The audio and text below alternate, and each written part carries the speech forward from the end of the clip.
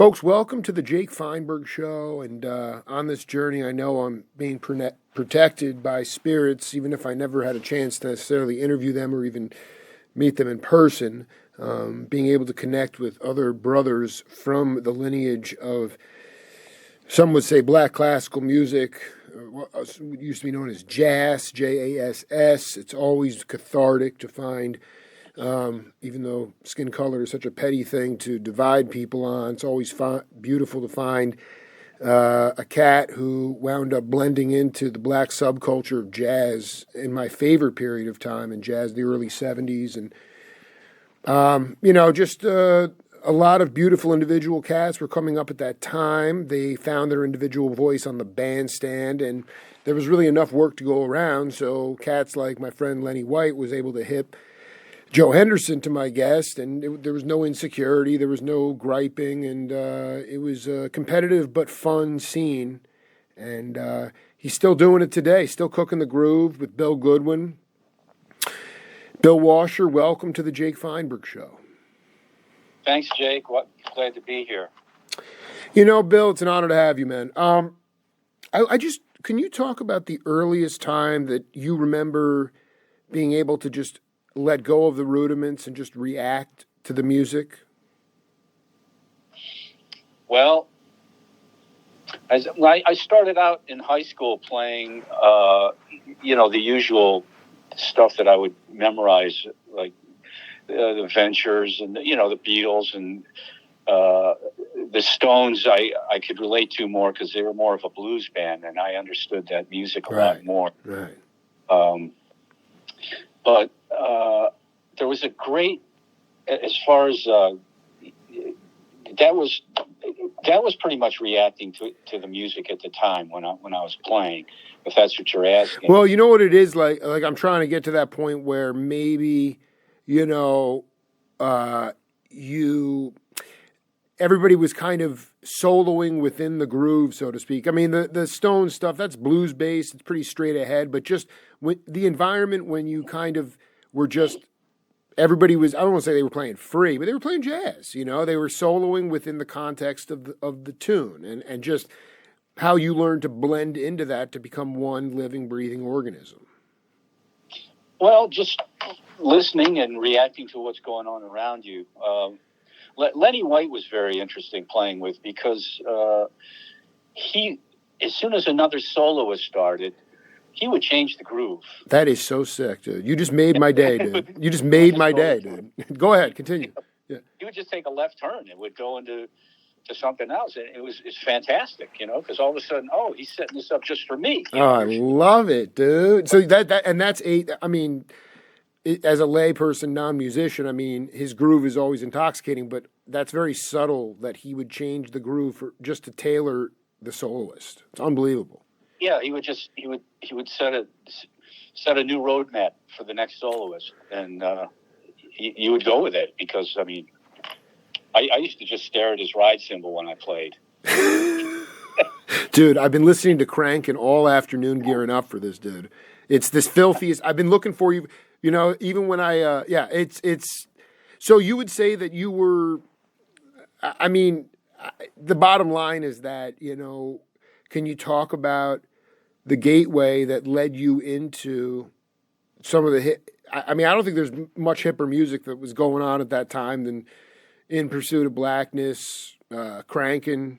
That stuff is razor's edge stuff. And when I saw you on the albums, I was like, this dude, and then I saw you, then 2 weeks ago, I'm looking at this Gatto Barbieri album from '83 with Bernard Purdie, and you're not on that album.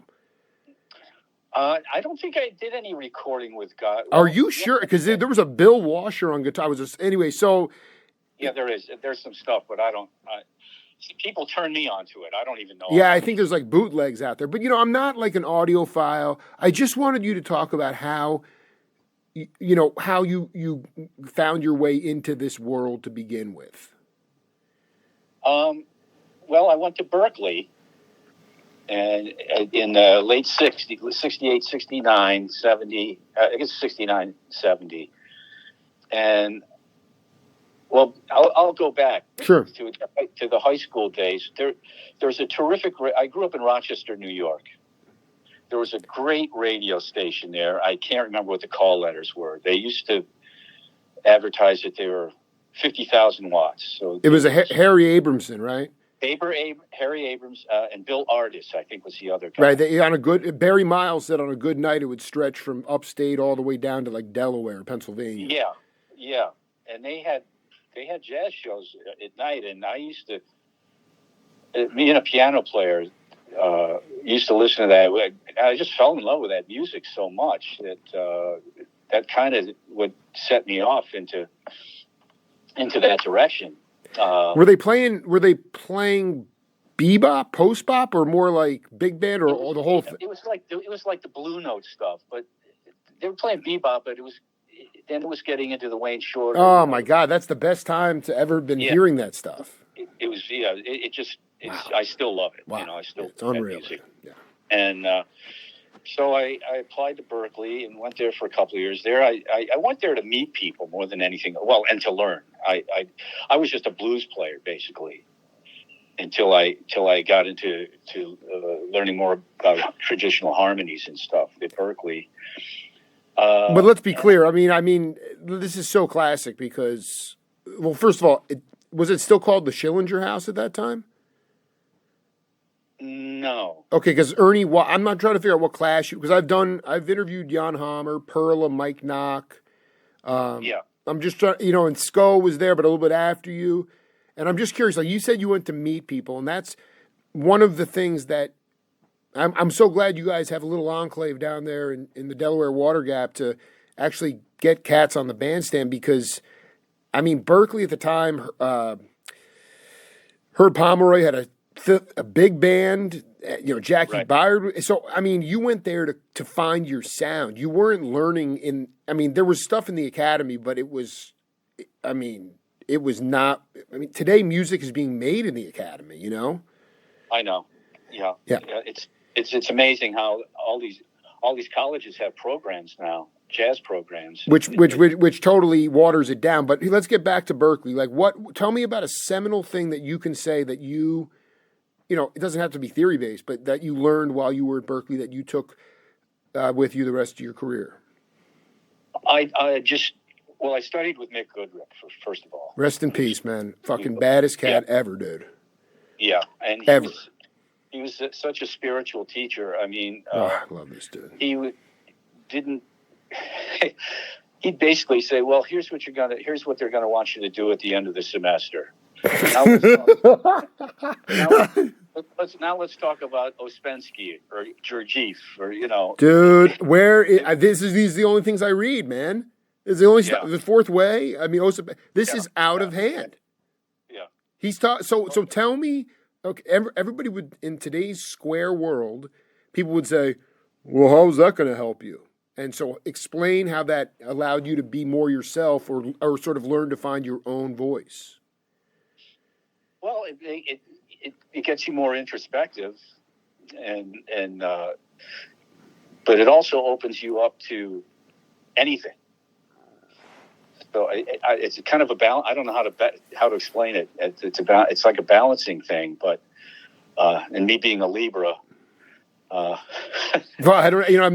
My astrology I got like an F in astrology, but I'm fascinated by it. But I guess more to the point, like, did you maybe learn how that you could take the music out as far? There were certain rules in music, but you could stretch those boundaries as far as you could take it until it was out of bounds, so to speak. Well, I met people there that just wanted to play free, and we would do that.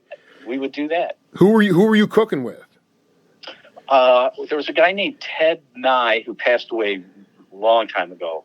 Wow. And Larry Sands was another guy, and we were just crazy. Wait a minute, what was the cat's name? Larry Sands?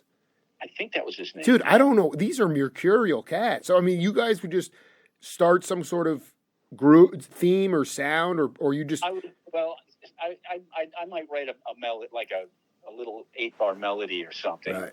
They had no chords or anything, and we would just play that, and then we would take it out. And don't tell me there's any tapes of that still laying around. Oh, we never recorded anything. No. Right. So Goodrick, okay, so he was spiritual. Can you talk about, would you guys like go out and get coffee and he'd just talk about Gurdjieff and the Fourth Way? Like, I mean, this is like... No, we actually never hung out outside.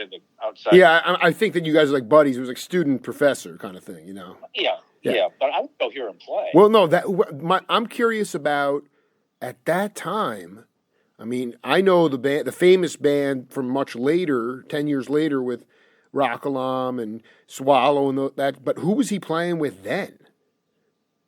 He played with Alan Broadbent was there. Oh my God, Al, my dear Alan, dude. And it might have been George Mraz, and they had a steady gig somewhere in one of the hotels, I think.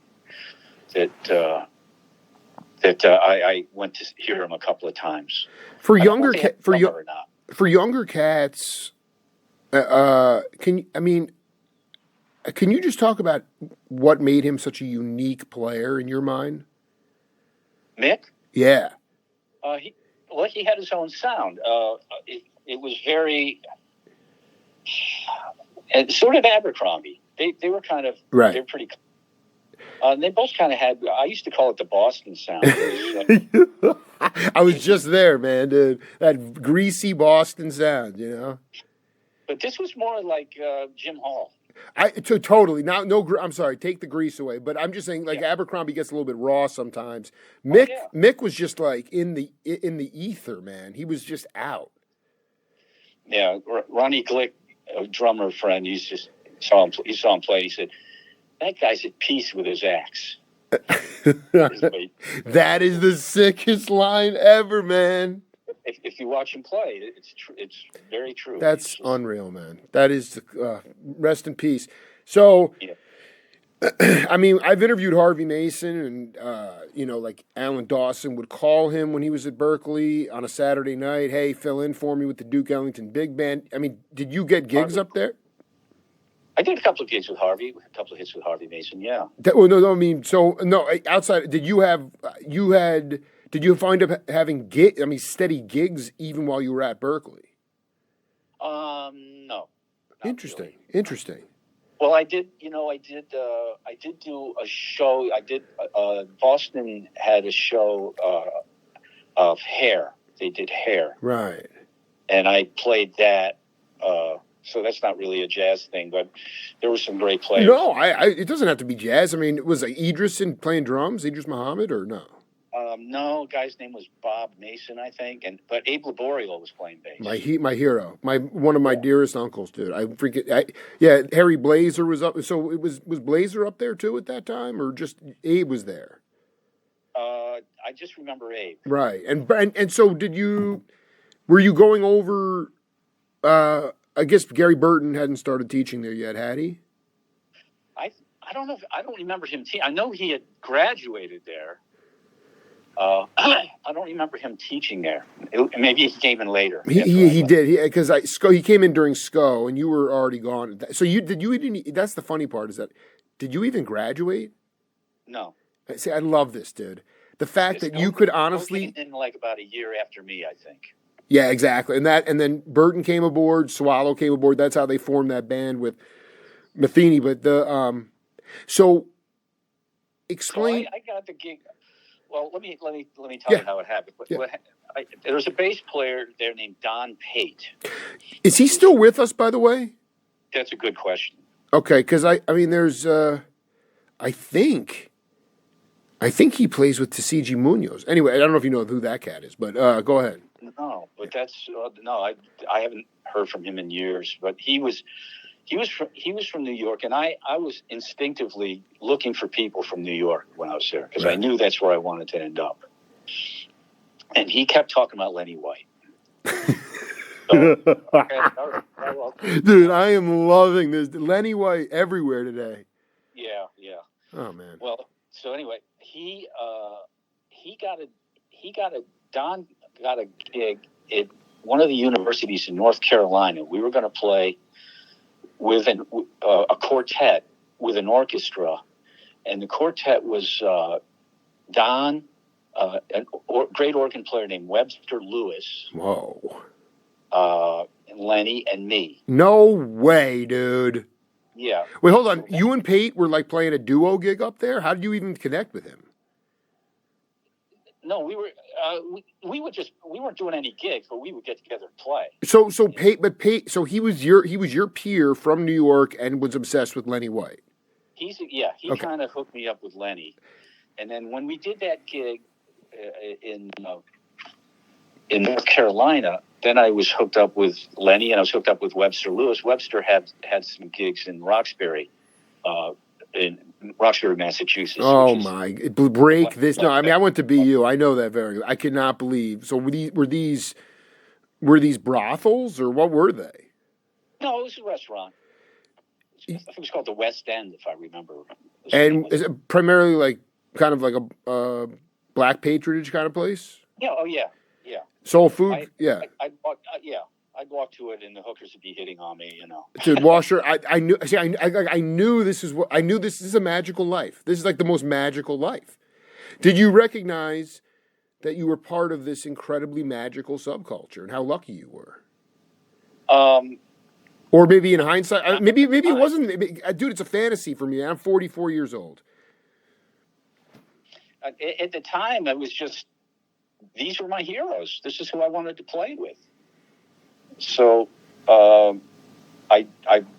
made it my mission to really dive into this culture because I love the music. It was just the best stuff I ever heard, and I wanted to play with these people. And they were more than welcome.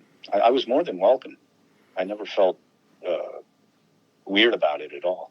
Well, everybody. I mean, from John at Rest in Peace Abercrombie to the Brecker, everybody. I mean, if you could play and you were a good cat and open minded, I mean, you was always accepted. But I guess exactly, like coming from sort of more of a Eurocentric sort of educational perspective.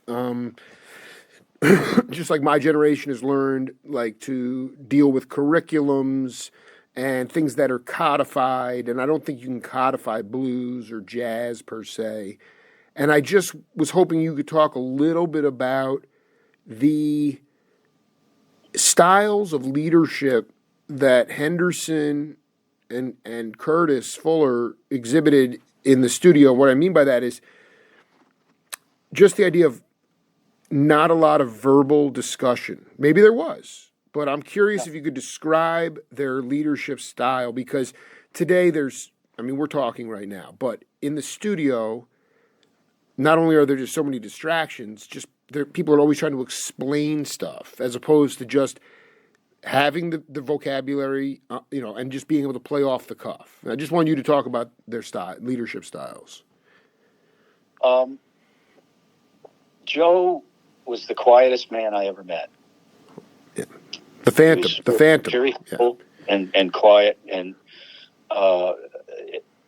that's what. And Curtis was in that band. It was Curtis and Pete Yellen and Joe were the horn line, and then it was George Cables on piano. It was Stanley on bass, and Lenny on drums. Sick. And that was like the greatest band I ever played with, probably to this day. I mean, at the time, I mean, it was just, I was in another world. Jeez, you're blowing my mind right now, dude. This is the greatest thing I've ever heard about. And Joe was such a genius. I got to tell you this one story about Joe. Please. This was during the Watergate era. So I don't know if you were around then or not. Born in '78, but I mean, I'm very familiar with it. Yeah. Yeah. Well, we did a hit in Buffalo, and Joe always started the gig. He would just count. He wouldn't call a tune. He would just count off. We would just play, and Lenny would just set up the time. We'd play, and eventually Joe would segue it into it usually was a tune like Invitation, Right. something like, Right. and we'd play the.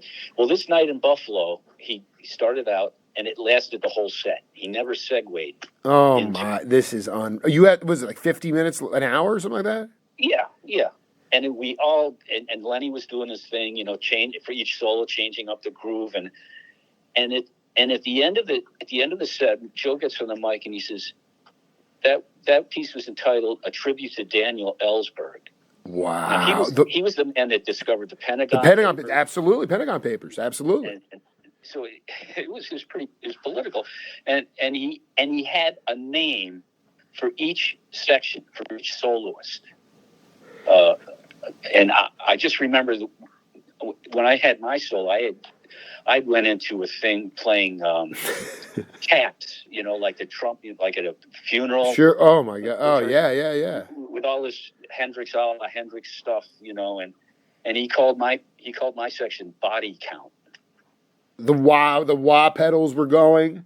Yeah. Oh, and that was dude, this is unbelievable, dude. You're making my year, dude. This is Hold on a second. So you're saying that normally you would open the set in some kind of just groove jam, then you'd go into a more standard tune like Invitation. On this night, he didn't call out a tune. You found out afterwards there were all these parts of the song, or you guys you were aware? No, we just did it. Holy cow! Totally spontaneous, and oh my God. Daniel Ellsberg. Yeah, he was the Pentagon, but it was. But I just want to be clear. Only afterwards, you found out about this how intricate it was. Yeah, after we just finished the whole set, going through all these different things, Joe remembered everything of what had just happened. Wow! And came up with a title for each soloist section. Washer, man. Oh my God, man, that's insane. So I just want to be clear. Pate, you guys cook with that orchestra in North Carolina. Ultimately, talk about the day that did you go to New York with a gig, or did you just hit the road? And I was still living in Boston at that time when we did that North Carolina thing, and then Lenny took to me and he said, "I'm going to tell Joe about you," that kind of thing. And sure enough, he to his word, he did, and that's when I started doing some hits with Joe. And Curtis was in that band, and Curtis wanted to do a record. That was the Crankin' record. I'm looking at it right now, man. It's Bill Washer. This is the best thing ever. I guess they contractually couldn't put his real name on there, Ramon Morris. It says Ray Morose.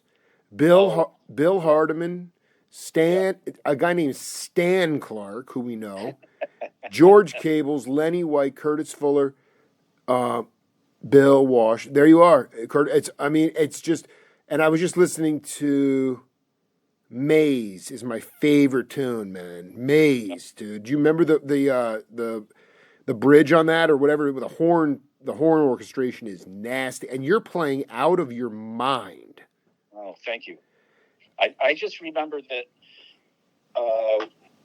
we had a rehearsal like the day or two before, just to get together, and this woman came in, and it was Helen Morgan, Lee Morgan's wife. Sure. Showed up at this rehearsal, and I just remember when I was watching a documentary on Lee Morgan. I saw that. That's a crazy one. Yeah. Yeah, and they did some interviews with her, and as soon as I heard her voice, I went, "Wait a minute, that's the woman that was at that rehearsal with Kurt." And I texted Stanley. I said, "Was she at that rehearsal?" And he said, "Yeah, that was her." Wow! So you just flashed on the minute you saw the doc. You flashed back to that. I heard that voice. I recognized that voice because she was so nice. She's like, "Oh, you're from Boston and you play like that?" And I remember her saying that. It was like she was impressed. But that's great. The title song of that record was just something he threw it. We just threw it in the studio. He wasn't going to play that song, Crankin'. it was they had an arrangement of, I think, Never Can Say Goodbye or something like that. Sure. One I think either Ray or Bill brought in, and Curtis just said, let's just do this. Just play rhythm changes as fast as we can. So that's what cranking was. Did that on the jazz stations in New Jersey? Did either with the Milestone stuff or cranking? Did it? I'm not saying it became a pop hit, but did it get radio play? I really don't know. Okay, so you're telling me that you were so busy with your life that there. I mean, granted, it wasn't like you were sitting around listening to the radio at 2:30 in the morning. You're probably out finishing a gig, but I just wonder what it would have been like to hear you being part of this sort of post-bop spiritual sonic bath, and then be able to hear that on the radio. It's just, especially regional radio, would just be mind-blowing. But you never got hit, and you never knew if any of those. I mean, I know the Sidewinder, that was Blue Note, that was a big crossover hit. Les McCann was, but I often wonder about like Crankin', In Pursuit of Blackness, like those records. Like I know they were played. I just wonder if any of the cats ever heard themselves, or if they even cared. I probably did. It didn't. I guess it didn't leave that much of an impression. Well, you should go back and, dude, it's the best album, man. Oh, thanks. I mean, it's really good. It's cool. And can you just talk about that brotherhood, though? I mean, is there a black aesthetic too? Like, for instance, like Joe didn't say a lot. I've interviewed all the cats. You're the latest one, but he'd be at the Lighthouse in Hermosa Beach, finished the gig. Guys are backstage hanging out, and they're like, "Where's Joe?" And they're like, "I drove back to San Francisco." And then on the other side, you have guys like Ron McClure. Joe would call him up, and they'd talk on the phone for 7 hours.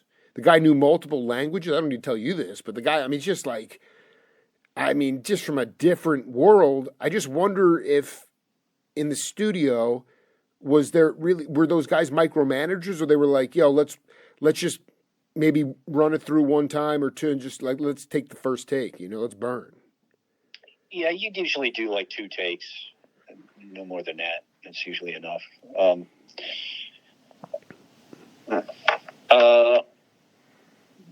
This session, the other thing I remember about that session was I was using an effect. I was using a lot of effects back then. Absolutely. Thank God you were. And I let Lenny. I had a thing called an Echoplex. Absolutely. Dude, Phil Woods threw one of those on his horn. Well, Lenny put it on the snare drum. Oh, dude, no way. And used it during a drum solo. I'm not sure what track it's on, but it's on one of the tracks in there. On the Curtis album? Yeah. That's freaking classic. And he used it, and he was totally musical with it. I mean, the way he used it was brilliant. Were you can you talk about how you viewed? I remember interviewing Michael Shreve. He's become a very good friend. He talked about seeing Billy Cobham with Mahavishnu Orchestra at the Fillmore, maybe, or one of those places, and Winterland, and Cobham, the man, was playing with such force and physicality and gracefulness, and he just pushing people up against the wall, and Michael was like, he's like, I'm never gonna be that, and that's okay. Like I'm gonna find my own sound. He didn't try to compete. There were a lot of Cobham wannabes and things like that, is what I'm trying to say. A lot of people that tried to comp him. And that was kind of a futile existence, really. And so Michael took a different path, and, the highs and lows, but they come with it, and he went on his own way. So I'm going to throw out the names here. And I can say the same thing about John McLaughlin. Well, I want to ask you about 3 cats. I'm sorry, just 2, actually. Just, guys like, at that time, Demiola, McLaughlin, like, how did you look at that? How did you, when you saw them, were you like the way Michael was, or talk a little bit about that? Well, John, the first time I heard him play, he was with that Tony Williams and Larry Young trio. Emergency, yeah, Lifetime, yeah. They played in Boston, and I went to hear him, and and Mick was there too, and I saw Mick later, and Mick said, this guy's happening. And I said, yeah. Was it the Jazz Workshop or Paul's Mall? Yeah, it was the Jazz Workshop. Yeah. And then a couple of years later, I don't know how much later, but that he had started his Mahavishnu band. Right. And I went down to New York and heard that, and I was so blown away that I got in my car and drove. I was going to go back to Boston. I drove out to Cape Cod and sat on the beach with my guitar and practiced all night. Whoa, dude! That's an amazing fucking story. He just blew me away. It was just, this guy is like, his technique and his ideas and everything. So I was trying to be like him, which. So let me ask you. So you gearing up, you were listening to some of the orchestra records, and then you went to see him, or that was because this was before he even made a record with Mahavishnu. This was before his first record came out. Are you telling me they played the Jazz Workshop? Oh no, that was where No, I know that's where the Lifetime was. But I mean, if they hadn't made a record yet, there's no way they're playing a big venue. Yeah, no, they were playing it. I think it was maybe the Top of the Gate. Symphony Hall? No, not Symphony Hall. Maybe I'm just wondering. No, it was a club in New York, in the Village. I think it was. Oh, I'm sorry. Yeah, it was. Wait, so it was. They were playing, and you're telling me that night after the gig, you drove to Cape Cod? Yeah, I was on my way back to Boston. I said, "Oh, I see." So you're like, I can't even go back. I got to go somewhere and just totally just. It can't. Yeah. I hope it was in the summer, man. It would be cold out there. Yeah, it was. So how did you sort of move past? Like, did you like? Because I remember interviewing Meryl Brigante, who was the drummer for many things, but also Loggins and Messina, and they had all these great bills back in the day where you'd have. I don't need to tell you this. It was just you'd have Loggins and Messina opening for Mahavishnu Orchestra, and they played their set. Huge Boston Commons, packed, thousands of people, and he gets off, cleans up, goes out, and sees all these guys in sort of like scrappy college jerseys and white robes, and he's like, "What is this?" And Cobham blew him into the next world, and Merle was so distraught. He went back to L.A., and Milt Holland, the great percussionist, drummer, just basically said to him, he goes, "Yeah, you're never going to be Billy Cobham." And he goes, "And Billy Cobham's never going to be you. So be right. you. Be you." And I just wonder, like, how you sort of moved past that night after being with the Seagulls on Cape Cod. It came to a realization that I got to just do my own thing. I got to play within myself, basically. And there were great players in Boston that I played, and I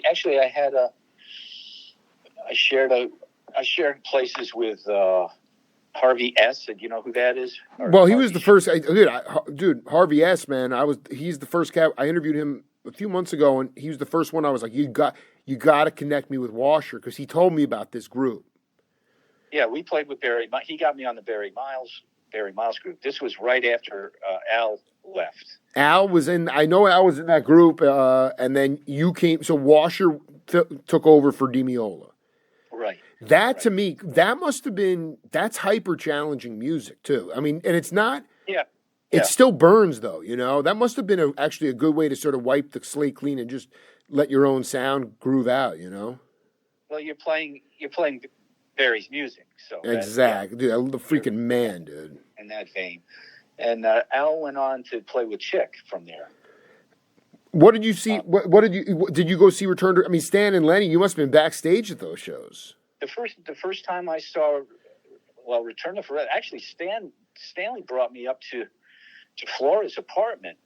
Oh my dear Lord! Yeah, this is sick. Started. Yeah, he was trying to get me in there, and into Return to Forever. That was before it was even called that. Oh my, dude, you're blowing me away right now. Don't even go there, dude. Something together, and I remember Flora said, "Well, do you play like Brazilian type nylon string guitar, and I said no, and I thought, well, I'm out now. That thing about the guitar is there's just so many different ways to play it. Sure. I embrace that, actually. I still do. I love to play all different styles. And but anyway, so. Well, what's fascinating is that was before the name of the band, because I was just listening to their first album, and they wound up. What's that? The first time I heard them play I think was at the Vanguard, and Steve Gadd was playing drums. Absolutely, the tapes are there. Gadd was Joe Farrell was in the band maybe then too. Yeah, he might. Yeah. Yeah. But I think Chick wanted to go. He was really impressed with Mahavishnu's thing, and he wanted to get a guitar player in there. And he went out to. They were playing out in San Francisco, and it's Washer. I'm going to send you a link to my 5th book's about to come out. My first book it's all these. I've done 1,800 interviews. I know we're just getting hip to each other, but the entire story of that is broken down because it was between Barry Finnerty and Connors. Bill Connors, right? Bill. Anyway, also it was in conjunction with the fact that Airto in Florida got busted overseas with marijuana, so the band changed. But it was at the Keystone Corner, right?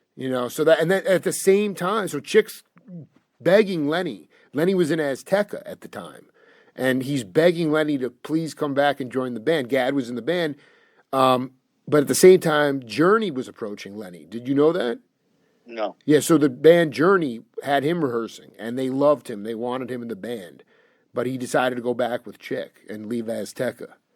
And and that's how it formed. But I mean, you were there like before it was like they were having like rehearsals and stuff. Well, they were playing at the Vanguard, and I remember on a break, Stanley came over. I love how you called him Stan, dude. He came over. Yeah, he said, "Yeah, I told Chick about you, to do the gig, but this guy showed up in San Francisco and played, and so Chick liked him. So he was talking about Bill Connor, I think. That's right." And at that time, I was reverting. I was like, well, I'm more into bebop now. Right. I had never really gotten into it the way I should have. I had gone right from playing rock and roll and then going right into the fusion kind of thing. And I said, I'm. That's when I started hanging out with Steve Grossman, and I met Perla in Elvin's band and played with them a little bit. Well, you played with Elvin? Yeah, I'm not steady. I'm sorry, dude. This is blowing me away. Hold on for a second. If people can, some people would. Phil Wood said the first. He told me the first fusion band was Dizzy Gillespie and Chano Pozo. So like. There's very many different ways to but in terms of electric music, the period that you were in when you just got dropped into that is to me, that's the definition of fusion. That's when it was most authentic and just still actually almost acoustic electric, wasn't fully electric. But you're telling me, so you were you go ahead. Was that his first record was called Fusion, I think. Whose first record was it? Airto? Michael Urbaniak. You're absolutely right, and that is Fusion Atma or something. But you're telling me that you were now going back to Mick for a minute. Just the idea of you got into Barry's band. I don't hear any bebops. I mean, Barry's band was fusion. That was the first. Yeah. It doesn't sound to me like you were in a bebop bag at all. So I'm surprised you would, but maybe you were thinking that was like a better way to sing for your supper, so you wouldn't be a starving genius. I'm just curious why you said that to him. I just felt I missed something. Wow. It was like I needed more of a foundation. Interesting. I mean, don't get me wrong. I mean, when I was in high school, I listened to every Wes Montgomery and every Kenny Burrell and Grant Green, and one guy that I really liked was a guy named Hank Garland. Dude, way ahead of his time, dude. Nashville guy. Yeah. Jerry had a Hahn too. unfortunate Yeah. ending. What happened to Garland? Well, he was in a car wreck. Oh, I don't know that. And lost all his motor skills. I just was talking to the keyboard organist from the Amazing Rhythm Aces yesterday, and I didn't even know Al Jackson was murdered. I mean, these heroes going down so hard, man. Lee Morgan, it's crazy. Yeah. Where was the steady Joe Henderson gig when you were like playing locally in New York? Where were you? Were you playing up in Harlem? I night gigs with Joe. I don't think I did any gigs with Joe in New York. Really? We were always on the road. Can you talk about, because I mean, Rick Laird, rest in peace, was talking about some of these epic and at times insane road journeys through Europe, these trains through feet of snow, staying at like brothels, and out of the money you got for the week, you had to pay your hotel room. I mean, can you talk about some of these tours? I didn't really have. You didn't go to Europe. I know, because Joe was always just off the cuff. I mean, I need to know. The only Europe jazz gigs I did were always festivals, so it wasn't. I didn't do any really local jazz clubs in Europe. What about just like a domestic tour? Can you talk about that? Where you have like a, I mean, how'd you get the gear around? Did you stay in? Did you have to go to the white side of town? I mean, was it past that point where you could like? I think it's just fascinating, these mixed race bands at that time. Oh yeah. There were never any issues like that, but of course we didn't play in the South, so it would have been different there probably. Were you playing like Baker's Keyboard Lounge in Detroit? I'm just trying to figure out what the venues were that you were playing. Yeah, what's the one in Chicago? Well, Mr. Kelly's was more of a traditional jazz club. Yeah, but it was somewhere down. But also, so you do Midwest. And then would you make it out to the West Coast too? Yeah. What's the club in San Francisco out there? It was the Keystone Corner. Keystone Corner. Keystone right. Corner. You did. And Joe ended up living out there. That's right. Absolutely. His girlfriend was friend. I don't know if he ever married her, but yeah. So I played there with Joe a couple of times, I think. Wow, that is so. You started. I mean, I did the only interview ever, at least that's up online, with Steve Grossman, and it was a fascinating exchange. He told me, he was the first. Even though Pat Martino, my dear brother, rest in peace, told me that. He told me this without mentioning his name. Grossman said that Coltrane took his teeth out when he played. He played on his gums. And it blew my mind. And I didn't know that. Yeah, so and I just Stevie. I mean, those guys. They that Jewish mafia saxophone section there with the Brecker, and Liebman. So you were in. Was there still a viable loft scene, or were you guys playing like? Where? Yeah. I had a loft. I had a loft on 6th Avenue, and that's how I met. Boy. Flipping all over the place. No, I'm stretching you down. I'm sorry, the memory. No. Yeah. This is. I tried to make some notes before I talked. No, Washer, you're doing a great job, by the way. We're just, we're bouncing everywhere. Yeah. Steve had a. They had a place. Steve had a place in Long Island called Willoughby Place. It was a street it was on, wow. And it was. Steve, another sax player named Gary Prebeck, Frank Mitchell was a sax player. Frank Mitchell? Yeah, Frank. He was Leo Mitchell's cousin, I believe it was. Wow. And we would just play all day, and we'd switch instruments. Oh, dear. I'd play piano, I'd be playing. Can't play it. No, you do the best you could, yeah. But Steve was amazing. Steve could play all those instruments. Steve could play piano too? Oh, God, yeah. Yeah. And trumpet. He played great trumpet. Dude, I mean, that is. So, are you taking the Long Island Railroad out there, or were you just driving out, or what would you do? How would you get out there? That's a good question. I can't Because I grew up in Stony Brook, so I took that train many a time into the city. I mean, I probably. I'm asking you very, very insignificant details here, but just I mean, so you'd play all day. Did those gigs, or you're saying you played live with not Steady, but I wanted you to talk about being a. It wasn't a gig. No, when you play, I'm sorry, I segued into. I need you to talk about the first time you played with Elvin. Oh, Elvin. Okay, so Steve was playing. Steve was working with Elvin. So they were going to be at the jazz workshop, and Steve said, "Well, why don't you sit in with us?" So I on a break, I went up to Elvin. I said, "Hi, I'd like to play with you." Yes. And Gene Pearl was on the band, and then so was Dave Liebman. It's the best freaking band, dude.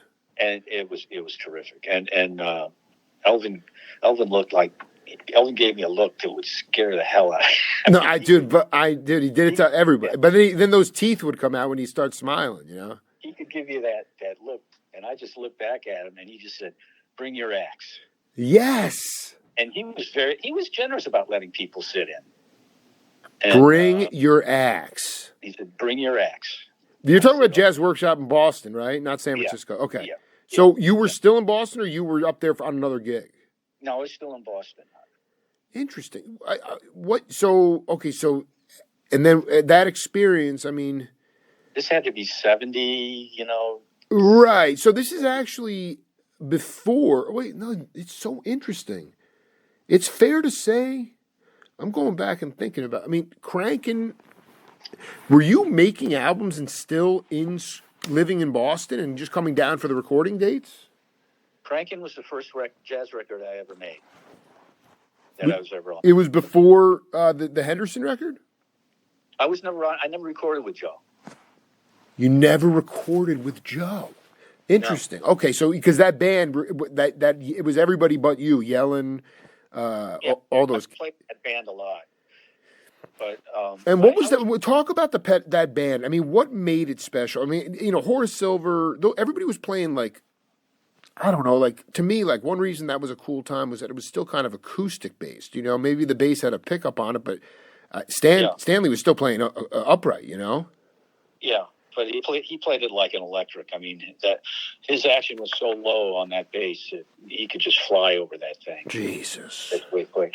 But see, I was kind of like Joe when Curtis couldn't make a gig. I was kind of like a sub for Curtis. Interesting.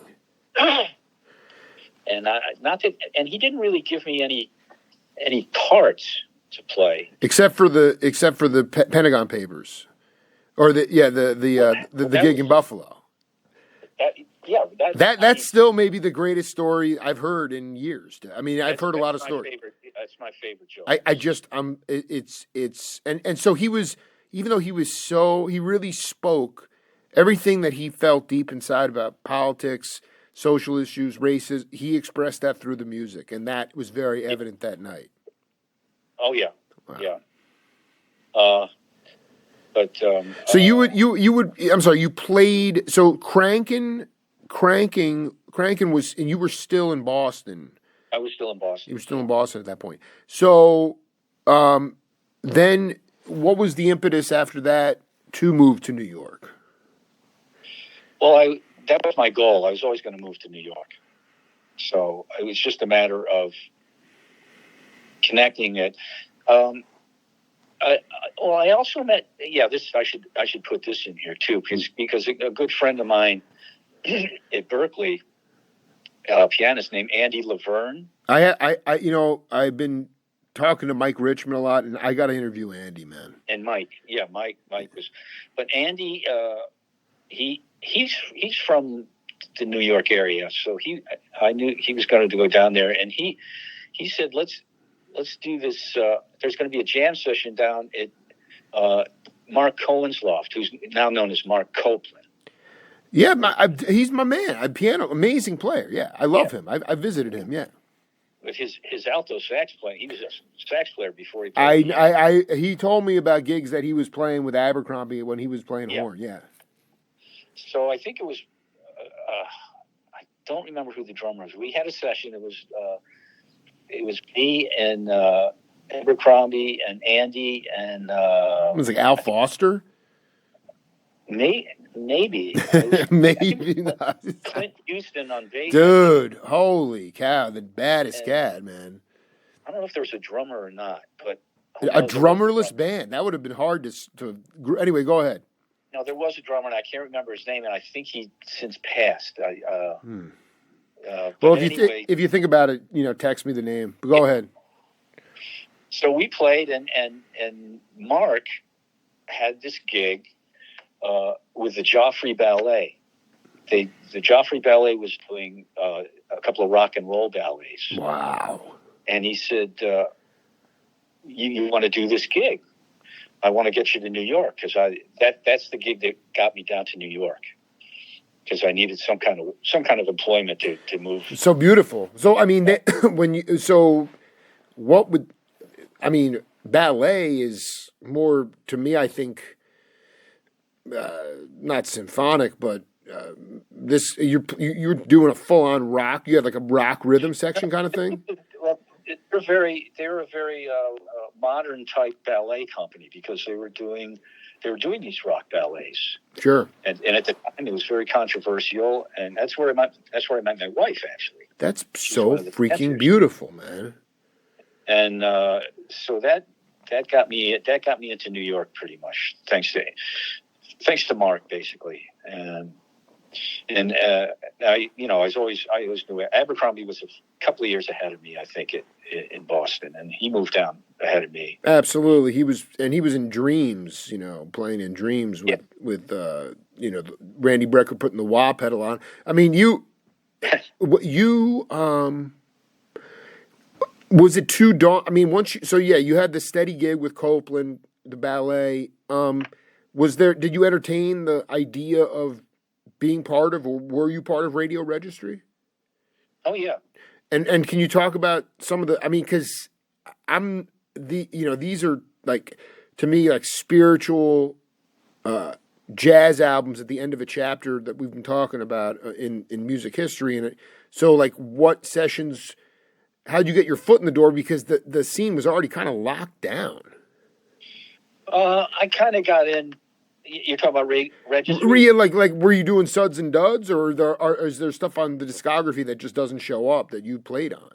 No. The only thing I really used Registry for was like jingles, those kind of days. Sure. Possible 20. They call you and say we got an hour with a possible 20 for you at such and such studio. And can you do it? And I said, yeah, sure, okay, or no, I can't, or whatever. And then you go down to the session and play for a 60-minute commercial or something. I'm curious about because you were there, like that Jim and Andy's, that 50-second, was that scene disintegrating when you were there? What was the vitality? Yeah, it was. Yeah, that had wrapped up pretty much. I mean, I'd gone in there a couple of times. I remember I remember sitting at the bar in there one time and Joe Beck set a firecracker off on the stool next to me. Dude, what did that dude? The ultimate prankster, man. Scared the crap out of me. Yeah. That dude was like a godfather. He was kind of a wrecking crew of New York, Yeah. Oh, he and the whole disco scene. He produced a lot of those records. I don't think I was even hip to that. Yeah. Jesus. I mean, you hear all those Dave Sanborn solos on those records. It's hard for me to listen to a lot of recorded music after like 75. Just in this, I mean, that's not true to. I mean, I listen to, but especially as it relates to that word jazz. It's just the idea that there was. I remember interviewing Ernie Watts, and he just started talking about how Harvey, drummers especially, like by the early 80s, they'd have their chip, they'd have their drum chip, and there's certain grooves, and people would just put that into the processor, and Ernie would come down, and they couldn't put a a click. They couldn't put a chip on a saxophone, so he would have to do his solos. But it was the lack of human interaction in the studio just killed the music. I don't care how well you engineered it. It was like the sterility was so there. Where with you, at least in those early sessions, there was a good amount of leakage. Bob Shad was a genius. There's nothing wrong with that. The music comes across as burning and authentic, and so. But everyone had to sing. So. You did jingles and stuff, but what were you doing for other bread? I mean, did you have a steady gig somewhere in New York, or I you? was always a side man. I just wanted to be, a side man. I never really wanted to pursue a career. I never got an agent or I never did anything like that. Well, I mean, what kind of side bands were? Because you were, I guess, you'd be in the studios during the day, but at night, where would you go play? It depended. There was a band I played with, Teru Nakamura and the Rising Sun Band. Whoa. Which had some incredible players in it. Who was in that band? Well, Grossman was in it for a while. Then Bobby Mincer came in. Sure. Did it. Mark Gray, keyboard player, who's passed away. Taro was great. He was like an Art Blakey kind of guy because he wasn't a fancy. He wouldn't tell us. We would bring in our own music. He would do our tunes. I kind of related to art. I did.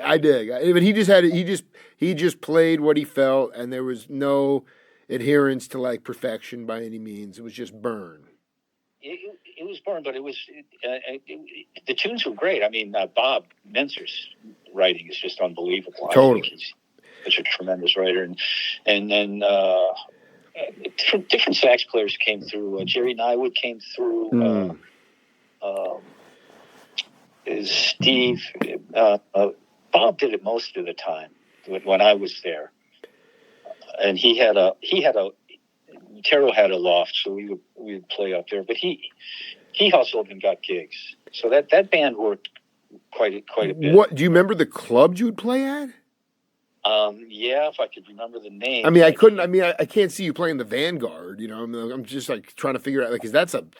I mean, all these. I know all the black, like the East or Slugs, but you weren't playing that, No, it was mostly restaurant type places that had jazz. All right, I'm gonna swing you back to your youth for a minute. The Pithod Club did you go there in Rochester? I went there a couple of times. Yeah, I heard George Benson there when he was with Lonnie Smith. Oh my God, my hero. God, Jesus. I mean, that must have been fantastic. And so, because that was a hotbed of activity, man. There's a chitlin circuit that ran through there. Yeah. But I wasn't really a part of that. You're too young for that. Yeah. I was a little white boy that came in and grooved on the music, but I never felt out of place. I mean, I was never felt unwelcome in any of those situations. And you never regretted not being born a black man, just because. I'm just only say that because because you played so soulfully. But Hadley Hockensmith, do you know that name? I don't. So Hadley sort of flies below the radar, but right in the same era of Dean Parks, Larry Carlton, like that pedigree. He was Andre Crouch and Bread, and just a stealth player, and but the same kind of person like you. Grew up in the South though, and listened to Wes Montgomery forever. And when he found out these guys were black, he's like, dude, he drank turpentine and almost killed himself. And it's like, yeah, okay, for you came to peace with it, but some people never come to peace with it. Some people, I don't know if you ever played with Jerry Bergonzi, but I just interviewed. Very well. He's my beautiful, dear friend, and he was talking about how much. We had a place together. It's all. I mean, he was playing with Bob Galati. This music, very open. I know you. I just want to get to the point of this and then have you respond. Yeah, He was like they would get in and just hit it, and there was no time to think, and he was playing flurries of notes, and he'd listen back to it, and it's like, I hate that shit, but yet he knew that it was coming from the most honest place. So it was the real stuff. And over time, he learned to like his sound more. It was very revelatory for a journalist like me to know that musicians actually sometimes have to come to peace with how they really sound. Well, I hate the way I sound on that Curtis Fuller record. Dude, it doesn't matter though, because you know what? As a patron, I love it, man. I was in my 20s. Dude, you haven't listened to it in a long time. You need to go back and you. I mean, again, I cringe when I listen. I'm interviewing Richard Davis 12 years ago, and I'm so insecure. I don't really know what to say, and he's lecturing me. But like the cats help. One reason as a journalist, I mean, Stanley, Lenny, all these cats, they help me find my voice and become pretty fearless and do something completely unique. And I see that at that time, not that you're not still cooking, but at that time you were doing something completely singular. And and in my mind, it was just really the pinnacle. You couldn't be doing anything better than that, musically. I was in a happy place. Before I let you go, as we wrap up set one here with Bill Washer, it's been such an honor. Can you talk about the first guy, and the guy that put me on my path, really, and unfortunately have never been able to reconnect with him, but is a guy that I'm thinking you might have crossed paths with, was Eric Kloss. Never did. Wow. Even with the Miles and Silverlight connection. I know. Bizarre. Yeah. No, it was. No, it's fine. It's fine. So, yeah. Each other by, Yeah. By this much.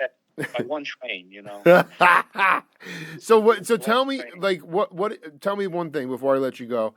I'll tell you, he's one of my most challenging interviews because he has such a gift of gab.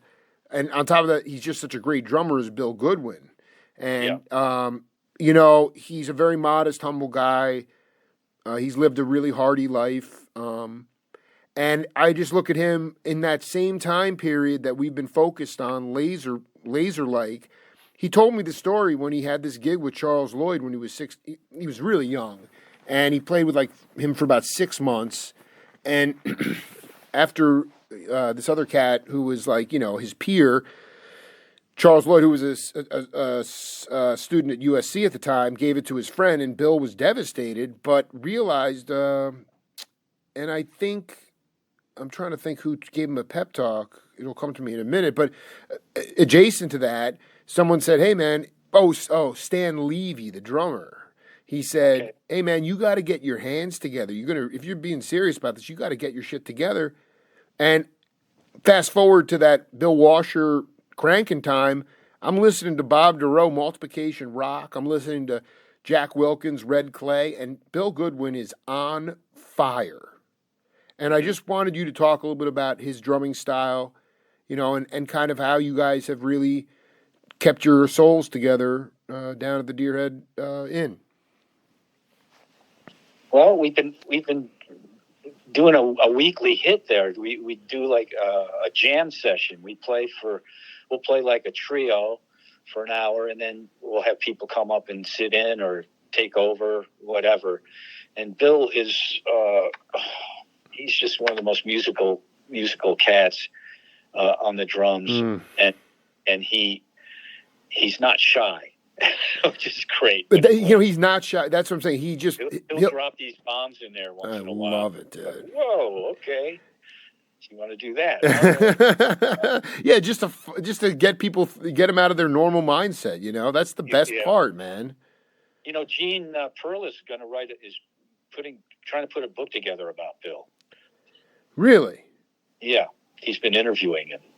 Maybe I shouldn't let that out. Well, no, Gene's a dear friend. I mean, all I'm saying is it's so interesting because Bill was one of my first guests back in 2011, 2012.